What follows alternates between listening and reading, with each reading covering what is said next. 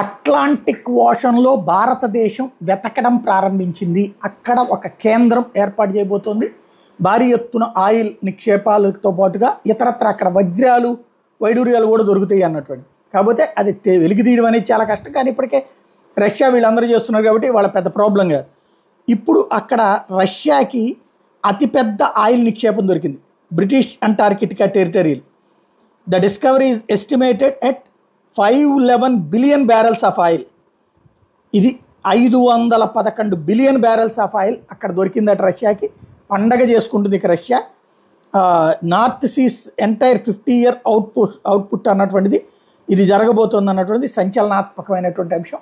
టోటల్గా చూసుకుంటే రష్యాకి ఓ పక్కన కష్ట నష్టాల్లో యుద్ధంతో ఎదుర్కొంటున్న సంక్షోభానికి కలిసి వచ్చే కాలం వస్తే నడిచి వచ్చే కొడుకు పుడతాడన్నట్టు ఈ టైంలో ఒక అద్భుతమైనటువంటి కాన్సెప్ట్ కుదిరింది దానికి.